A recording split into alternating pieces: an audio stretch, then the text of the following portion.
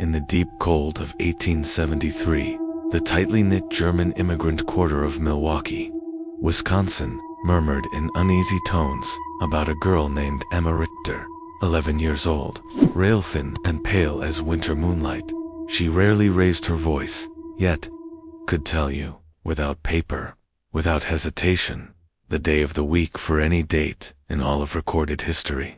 She could repeat every word of a conversation after hearing it only once, down to the breath between sentences, and recall the exact number of cobblestones between any two taverns, homes, or workshops in her neighborhood.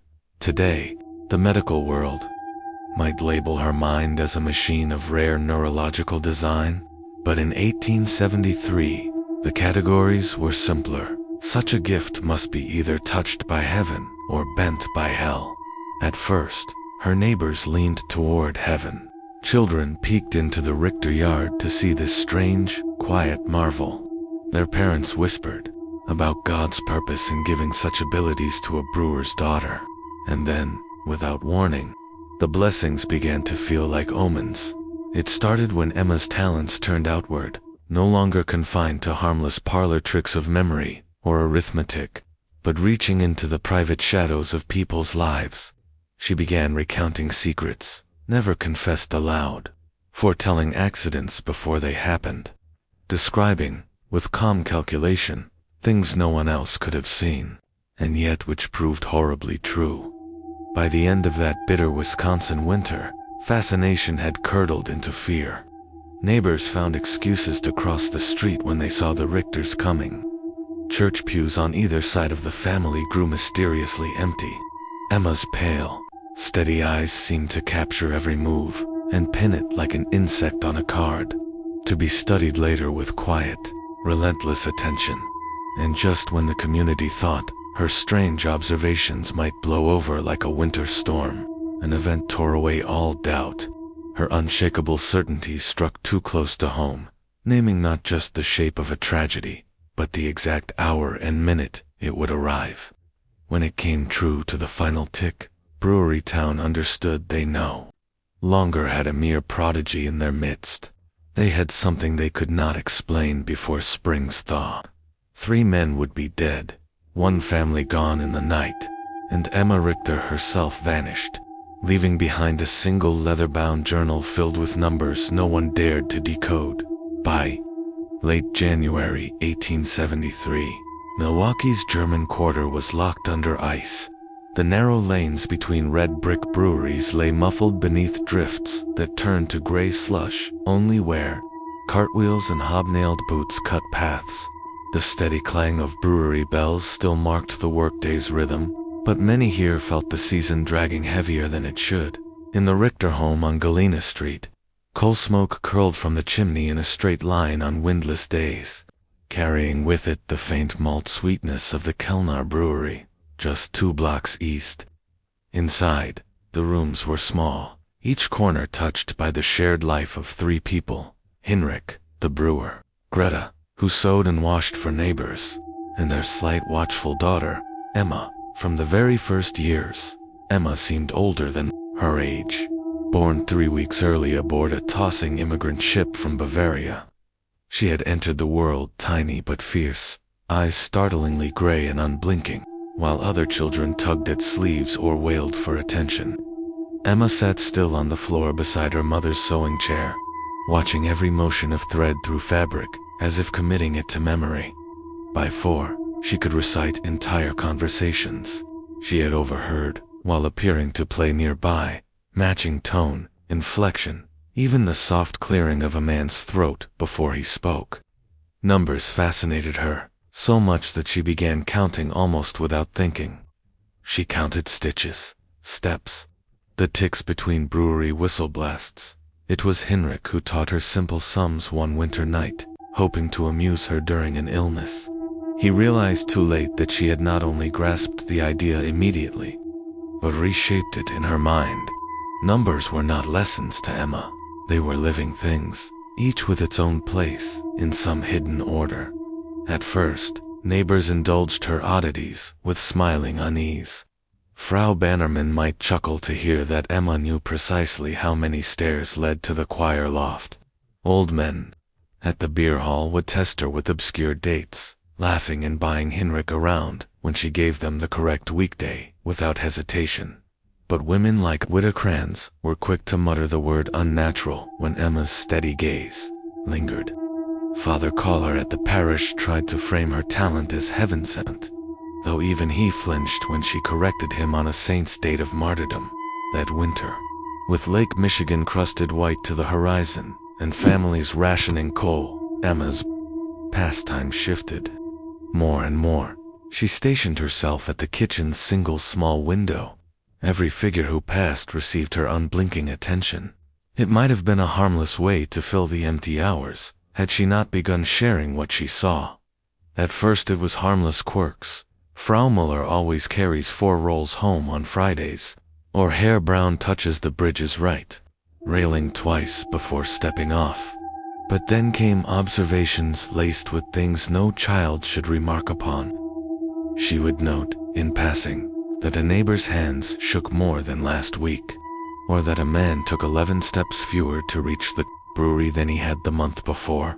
Greta tried to hush her without making a fuss, but on a brittle morning in February, Emma's voice carried through the kitchen in a tone that stilled her mother's hands over the bread bowl. "Papa," she said evenly, "you will not see Mr. Dietrich come home tonight. He will be dead by 14 minutes past 2. The words hung in the air, cold as the frost feathering the inside of the kitchen window. Greta's hands, dusted in flour, froze over the dough. "Emma," she said, her voice tight, "that is a wicked thing to say.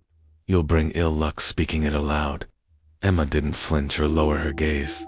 Her gray eyes held the stillness of deep water. "He has been drinking from the brown glass bottle every day for 17 days. Yesterday, he drank 3 times, the usual amount. His steps have grown uneven, 251 to the brewery door instead of 244. When a pattern shifts by more than 10%, the change is significant. Mr. Dietrich's shifted by 12. Hint stood by the doorway, halfway through pulling on his thick wool coat. He had always taken pride in his daughter's sharpness, but hearing her pronounce death on a man as if announcing tomorrow's weather chilled him. Johann Dietrich was indeed fond of his drink, but no more than most in the quarter. The idea of Emma quietly counting his steps to and from work, logging them like brewery ledger entries, unsettled him on a level he could not name. "You mustn't speak of such things to anyone," Hinrich said firmly, his voice lowering to a brewer's growl. "Death is not for a child's tongue." Emma inclined her head in something between agreement and dismissal, then returned to her bread as though nothing had passed. Her parents exchanged a glance in the soft clatter of crockery between them, a glance that said both had felt the same small ice-cold hand close around their spines that day. February sunlight did its best to thin the edge of winter, but the wind off Lake Michigan carried little warmth, and at exactly 14 minutes past 2, an echoing shout rose within Kelner Brewery's malt room. Johann Dietrich had collapsed, clutching his chest. By the time Dr. Meyer reached him, he was gone. The cause officially, heart failure brought on by prolonged alcohol abuse. Those who'd known him remembered how he'd drifted about the place in recent weeks, drinking harder, eyes clouded. A waste, a shame, they said. But among the brewery workers, a deeper unease swelled. Someone muttered about Hinrich's pale daughter, who sat at the window watching, how she had told her mother the exact time it would happen, by week's end. The story had melted into the quarter's rumor stream, sliding house to house, morphing in detail, but never in its core. She had known, and to the very minute, Greta felt the tightening of the air when she entered the baker's, the way to women, leaned closer over the counter to whisper. On Sunday, at Mass, an empty seat opened to her left, where there had been none the week before. Even Father Kleeler's blessing at the church door seemed slower in coming when the Richters passed. It was not the first winter they had endured as newcomers. Bavarians in Milwaukee were used to earning acceptance through steady work and modest living. But this was different. This was the hesitant pull of people wary of something they didn't want near. A week later, Emma sat once again at the window, her chin in her hand, eyes tracking the street. She spoke without looking away. Mrs. Weber is lying about where she goes on Tuesdays, and Mr. Kelner stays at his office 33 minutes longer each day. Emma, Greta warned sharply, but the girl continued, unbothered. Tomorrow, Mr. Weber will come home 47 minutes earlier than he has in months. He will find his wife with Mr. Kelner. There will be a fight. The knife in Greta's hand clattered to the cutting board. Henrik stood in the doorway, his coat still damp from melting snow, and for a moment, neither parent spoke. Then, from the kitchen window, Emma added in that same steady cadence, "The horse has been favoring her left foreleg 11 days. Tomorrow, she will limp enough to shorten the delivery route. The patterns make the event certain." The following morning broke, damp and gray. The kind of day when the brewery smoke did not rise, but sagged low over the streets, as if reluctant to leave the chimneys. Henrik went to his shift in a silence that matched the weather. Greta tried to busy herself with laundry, forcing her mind away from her daughter's icy certainty. By late morning, the quarter's rhythm had shifted into something taut and expectant, though no one could have said why. At 11:30, just as Greta was setting a loaf to rise, the shouting began. It came first as the echoing slam of a brewery door, followed by Wilhelm Weber's raw-voiced accusations. Neighbors later said the words carried half a block. Names flung like tankards, curses filling the cold air. Rumors hardened into fact in minutes. People spilled from brewery yards and grocers' porches to watch as Mr. Weber stormed out, his right hand bloodied, his wife Anna in tow. Behind them, Ernst Kelner appeared with one side of his face already swelling and a dark stain on his shirt, where the blow had split the skin along his nose. By supper time, the details were picked clean by gossip. Weber had caught his wife in the upstairs office with Kelner, doors locked, the smell of beer in the air, an inch thick, and all exactly as little Emma Richter had said the night before. Mrs. Weber was gone by evening, bundled into her sister's small house on a quiet cross street.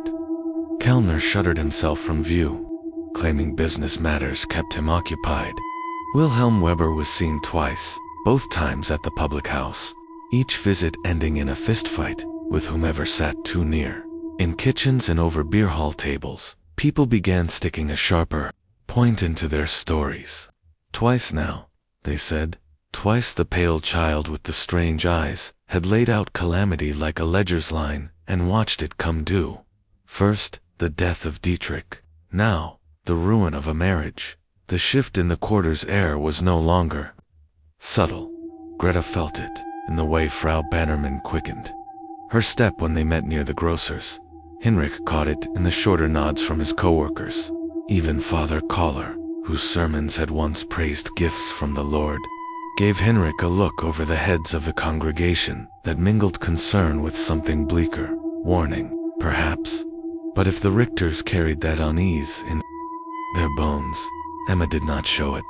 Each day, she returned to her vigil at the kitchen window, head still, eyes following the small variances of life. How a man's coat hung heavier on one side.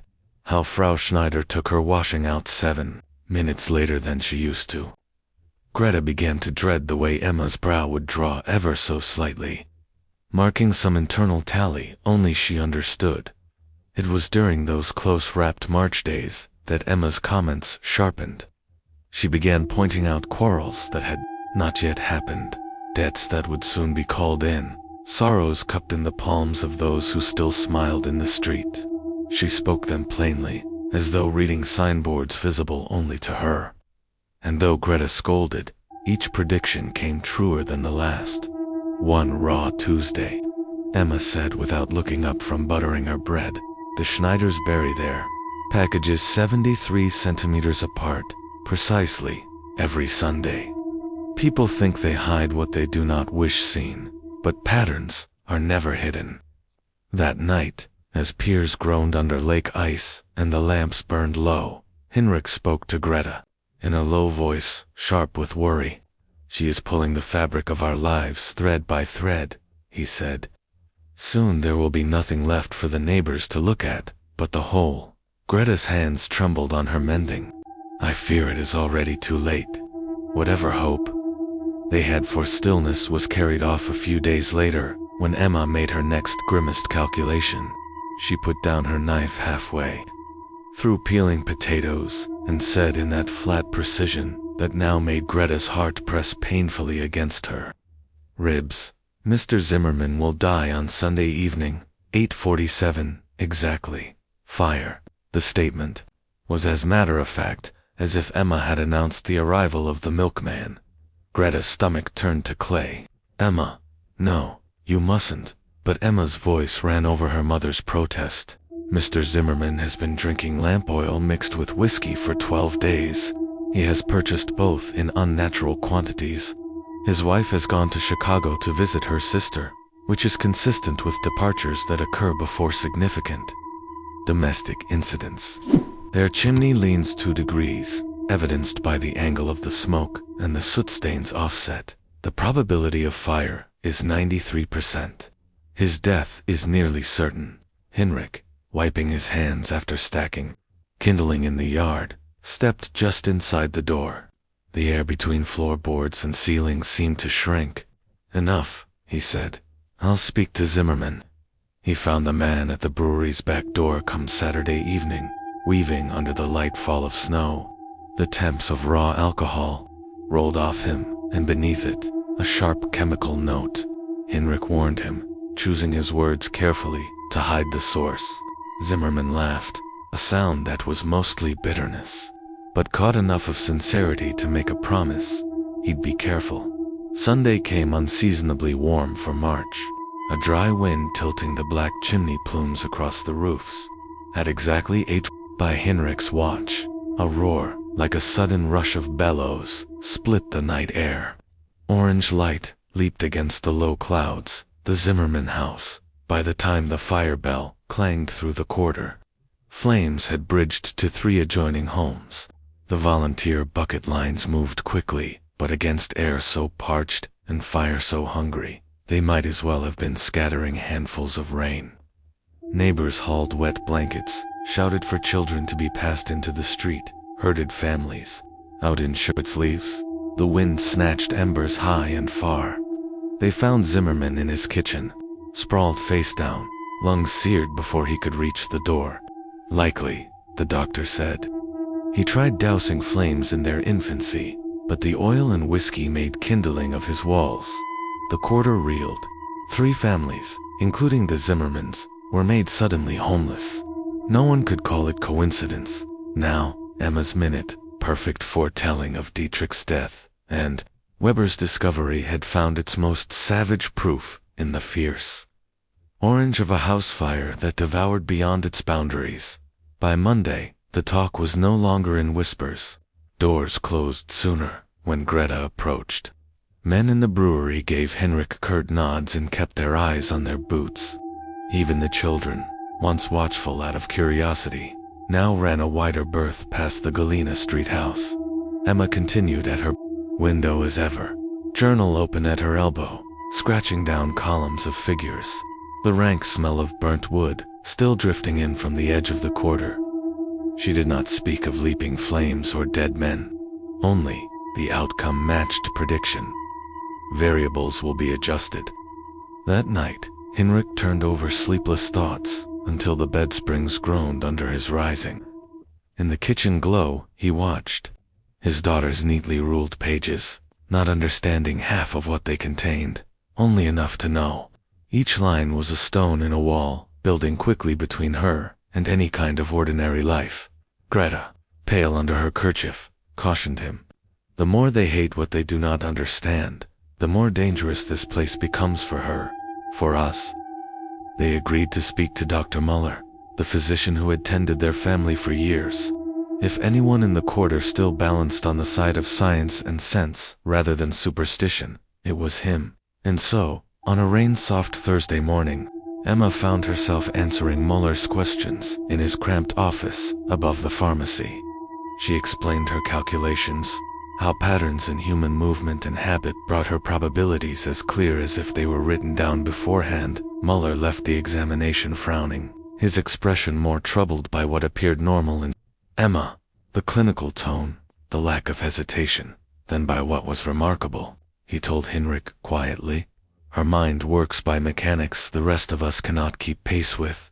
That is not witchery, but it is dangerous, here, in this climate of thinking." 2 days later, Emma announced at breakfast, without looking up from buttering her bread, "Mrs. Brennan will walk toward the river today, instead of to the rectory. Her pace and breath indicate she is considering ending her life, most likely between 5 and 7 this evening." The scrape of Greta's chair against the floor was loud in the small room. Greta's face drained of color. "Emma, not another word. It is cruel to speak so." Emma set down her knife with deliberate care and met her mother's gaze. "The probability is 87%. 11 weeks of consistent Tuesday patterns, broken by a 28-minute early departure. Today. Step length reduced by 12%, breathing irregular. These are signals." Heinrich, working in the small yard behind the house, was called in by the tone of Greta's voice. She repeated the gist, pressing her palms flat on the table, as if bracing for a blow. "She says Margaret Brennan is going to throw herself into the river, soon." He looked to Emma, who returned the glance evenly, as though waiting to be asked for further calculation. "Likely before dusk," she said. "Her distress indicators are peaking." Heinrich did not waste more words. He grabbed his coat and stepped out into the brittle afternoon wind, boots quick on the frozen mud of the back lane. He headed toward the river, scanning the streets for any sign of the old widow's flowered shawl. He found her at the dock where the fishing boats rode, low in the water, ropes groaning softly against their posts. "Frau Brennan," he called gently, careful not to startle her toward the edge. She turned, and the wind whipped a strand of silver hair across her tear-reddened eyes.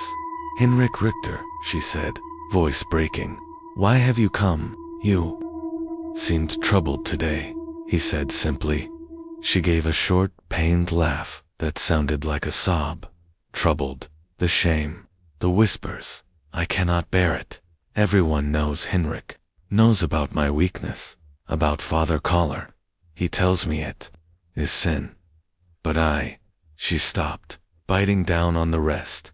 Heinrich stepped closer, his words low but steady.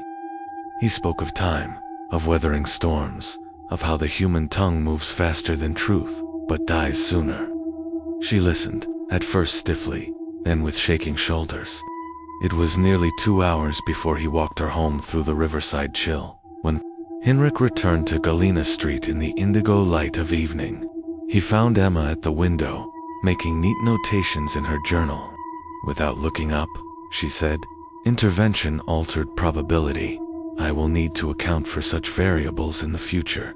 For Heinrich, the moment carried more dread than relief. She had been right again, and if he had delayed, an old neighbor might lie now under the river's dark sheet. He did not know whether to thank his daughter or fear her. From that day, the notion of leaving Milwaukee hardened from worry into intent. Greta spoke of cousins in Michigan, Heinrich of breweries farther west.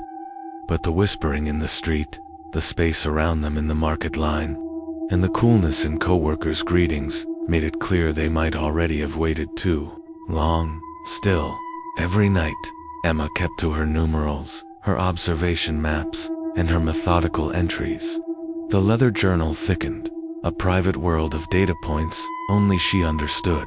And one mild May morning, as her parents quietly discussed potential buyers for Heinrich's few tools, Emma closed the book, folded her hands, and said, "I have found a pattern in 7 men, a pattern that explains everything."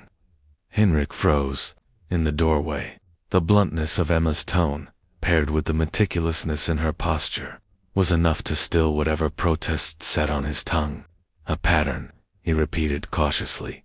Emma slid the leather-bound journal toward him across the kitchen table. The page was divided into ruled columns and small symbols. dots, spirals, triangles, marking an intricate map of the German quarter. For 26 months, I have observed 43 adults in our community. I thought much of it noise, but there is no noise when examined correctly. Movements repeat, roots overlap, and intervals between actions form sequences. Her slim finger tapped the edges of several notations. These 7 men leave their homes at the same time each Wednesday near midnight. They travel by side streets to the brewery and enter through its east delivery door. They do not leave again until near 4 in the morning.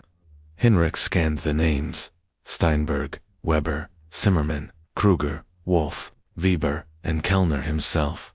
You cannot know what happens inside that building, Hinrich said, though the truth prickled his skin. I can, Emma countered with that implacable calm that unnerved him most. The brewery's reported output of beer does not match the grain, hops, and yeast purchased, nor the waste discarded. Deliveries recorded are fewer than those made. After months of calculation, I quantify theft at $47,000, ongoing for over 2 years. The numbers were dizzying.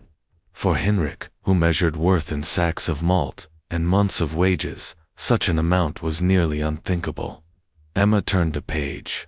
Spending patterns among these men are inconsistent with their incomes. Weber bought new furnishings worth $300. Steinberg sent large parcels to relatives in Germany 12 times in 8 months. All deviances matched the time frame of the theft. The breath in the kitchen seemed stolen. Greta had come to the doorway without either noticing. Her hands gripped the frame as if it held her upright. Emma, she said finally, those are dangerous words. They are true words, Emma returned. And, she added, voice lowering fractionally, Kelner knows. I see him. 3 weeks ago he came twice to our house, stood outside 17 minutes each time before leaving. His posture and timing suggest calculation, assessing whether I could know this. It was Hinrich, not Greta, whose voice cracked. If you are right, if what you've written here is seen by the wrong eyes, they cannot allow me to continue, Emma finished in her measured tone. The mathematical probability of direct action against our family is 84%, within 72 hours for peak likelihood. Her parents stared at her, as if the child at their table had dissolved, and some machine, cool, unmoved by the fear in their faces, sat in her place. For Hinrich, the next hours moved like a dream, whose ending is always a fall. After nightfall, he took the journal under his arm and walked to Dr. Muller's, by alleys and service lanes lit only by a hackneyed moon. He spread Emma's work on the doctor's desk, watched the man's eyes travel from figure to figure, and saw disbelief flicker only for an instant before giving way to grim understanding. If she is correct, Muller murmured, this is the largest brewery theft I have heard of in Milwaukee. And if Kelner believes she knows, yes, your danger is real. The physician agreed to act at once. By the following evening, he had located a contact at a brewery in Minnesota who owed him a significant favor. A letter offering Hinrich's urgent employment was drafted, its purpose to serve as their shield against suspicion. That night, under the cover of quiet streets, the Richters made ready to leave, in the lamplight of their final hour in the house. Emma looked up from tightening the strings on her bag. In 6 months, Kelner's theft will be discovered through other means. 3 of the 7 will not live to see the end of the investigation. Probability is clear. Hinrich's hands stilled on the wagon's harness. The thought struck hard. Even as they fled, Emma was projecting into a future she'd never walk through, calculating its ruin. Down to the deaths. The wagon waited in the narrow lane behind Dr. Muller's office, the horse restless in the midnight stillness. Their possessions amounted to a few crates, sacks of clothing, and Hinrich's brewing tools wrapped in oilcloth. Greta kept her shawl drawn tight despite the May softness to the air, her eyes darting to each shadow that shifted along the alley's brick walls. Emma climbed into the seat beside her, clutching the leather-bound journal. In 6 months, she said quietly, as though continuing an earlier conversation. Kelner will be arrested. One of the men will choose hanging over prison. Another will die in his bed pretending to sleep, though his heart will have stopped from poison 2 hours earlier. The third will not wake after a fall down his own cellar steps. Probabilities sit above 90. Neither parent replied. The words were things they knew better than to carry with them, even in thought. Dr. Muller confirmed the Minnesota arrangement in a hushed tone. Do not stop in Chicago. Cut west through Madison and turn north. The fewer who can say they saw you on the road, the better. By 2 in the morning, they were miles from the quarter, the city's low amber glow sinking behind them. The horses' iron shoes rang against the packed dirt and stone. Greta kept looking over her shoulder, as if the night itself might be following in. New ULM, Minnesota, Hinrich found the work promised. A smaller brewery with less bustle, but a steady wage and no suspicious glares. Greta set her hands again to laundry and mending, whispering thanks for anonymity. Emma began walking the streets of the new town with the same level gaze, her journal already thickening. The patterns were fresh here, unformed, for now. Letters from Dr. Muller came every few months, folded small and neat. In November, he wrote the thing Hinrich already half expected. Kelner's theft laid bare by federal investigators. The sums siphoned from the breweries were enormous. The papers called it a scandal to shake the industry. Kelner was sentenced 2 years behind bars. Wilhelm Weber, one of his closest partners, was found hanged in his loft. Otto Steinberg lost his footing in his own cellar during winter and died before help could reach him. Hermann Kruger's heart failed after a hurried meal. And though the attending physician called it natural, Muller's phrasing to Hinrich left room for darker theories. 6 months on, every point from Emma's Minnesota prediction had proven true. The winter of 1873 settled hard over Milwaukee's German quarter, but slowly, life resumed its rhythms. New owners bought the burned and abandoned homes. The brewery yards filled again with clanging carts and steaming vats. Yet whenever talk turned to strange memories, someone inevitably mentioned the pale Richter girl who had seen too much and spoken it aloud, always right, and always too late to prevent the shiver her words carried. In the spring of 1874 came Muller's last known letter. Federal investigators had pored over the journal Hinrich left him. Its scope reached far beyond the theft case, mapping behavior across the entire quarter. Your daughter's mind works in ways most detectives would envy, he wrote, before admitting relief that she now lived far from where her knowledge could unmake other lives. The single surviving record beyond that is a faculty note in the new College's mathematics department, dated 1875. It mentions an unprecedented aptitude in statistical analysis and human behavioral forecasting by a special young student under Professor Herman Ways, withdrawn from the town shortly thereafter for personal family reasons. After that, Emma Richter left neither number nor date in any traceable ledger of history.